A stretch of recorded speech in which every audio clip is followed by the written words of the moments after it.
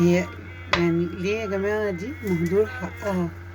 كل عمال يقول لها دي مش حلوة، دي مش عملية، دي مش حلوة، مش عملية. على فكرة بقالها عندي جا 4 5 سنين ما بستعملش غيرها. كل ليه بقى؟ لان كله بيقوم يعمل العيال والله العظيم حتى يوسف بيعمل لي فيها البن، وبتطلع الوش فيها. هعملها معاكم على فكرة على الطبيعة دلوقتي وتشوفوني. اصل شايفة اليومين دول كده هي عاملة ضجة انها مش حلوة، لكن انا كواحدة بستعملها بقالي 4 سنين بقول لكم تحفة وحبيبتي في الرحلات وفي المصايف وفي كل حاجة. تعالوا نشوف. هي بيقولوك عشان هي بتفصل على طول، مش البني ما بياخدش ويدي. لا على فكرة هي اول ما تلاقيها غليت زي ما هوريكم كده هنطفي عليها. بس جربوها زي ما انا هعملها وادعوا لي فيها. تعالوا بقى نجيب الميه. ميه طبعا هي كده كده اصلا اوريدي الميه ساقعه من الفلتر فاهي اهي. انا يعني ايه بالظبط كده. في البن بحط معلقتين.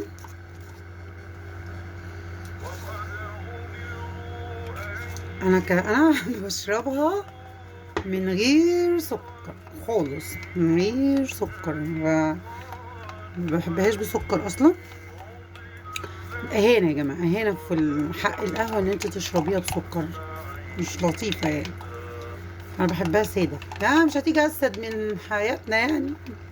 بس بقى تقلبي شويه شويه. انا كل ده لسه ما شغلتهاش.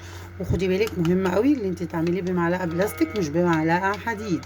في مره ابني عملها لي بالحديد الكهرب، تعملي بالمعلقه اللي هي البلاستيك ديت او معلقه خشب. مش هنعمل بالحديد. انا لما لقيت كده بقى فيديوهات وضجه كده واتظلمت قلت لا انا هطلع بقى، انتوا عارفيني بقى ما تفوتنيش الفوته. اطلع واعملها معاكم وتشوفوها خطوه بخطوه. بس اهم حاجه بس ايه، نقلب نقلب نقلب نقلب نقلب عشان البن يدوب ويبقى ايه مية مية معايا. اهم حاجه في القهوه يا جماعه التقليب المستمر قبل المعلق عليه. كده هعلق عليها بقى. انا كده علقت عليها اهو. كده علقت عليها.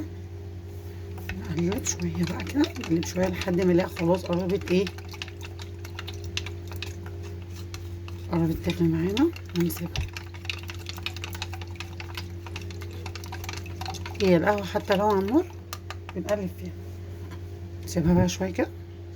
بصوا بدأت ايه تسخن اهيت وهتطلع فقاقيع معايا اهي. بصوا بالمنظر ده. طفي عليها بقى دلوقتي اهي. بصوا هي بتغلي بقى. بصوا بتغلي ازاي. هي مغليتش كل ده، هي بس الجوانب بس، لكن هي كقهوة مغليتش. هنسيبها تستهدى كده، مش هنصبها طبعا على طول. هنسيبها بقى تستهدى كده شوية، تكون الوش اترقد وبقى ايه رجع لطبيعته تاني. شايفين اهو رجع في طبيعته. هسيبها بس يا دوبك ثانيتين 3 4 كده الوش يتجمع معايا مكان ما غليت من الجوانب، وهنصبها مع بعضينا. بصوا كده اهي. تعالوا نصب بقى كده الاول ونقول بسم الله الرحمن الرحيم، اللهم صل وسلم وبارك على سيدنا محمد اهي. شايفين بقى الجمال. دي ايه بقى؟ دي ايه يا متعلمين يا بتوع المدارس اهي. بصوا حته وش يعني، ولا وقفت بوتاجاز ولا وقفت حاجه ولا عملت اي حاجه خالص. ها عشان كده بقول لكم اصل انا الحاجه لقيتها لما بتصدمني بحب اطلع واتكلم عنها، يعني دي شخصيتي. فعايزه اقول لكم بصوا بقى الجمال. بصوا الحلاوه. بصوا فنجان قهوه لاخر شفطه بتبقى بوش. احلى ما في الموضوع ان كل حد في البيت بيقوم يعمل، قوم اعمل لي فنجان قهوه يقوموا يعملوا لي على طول.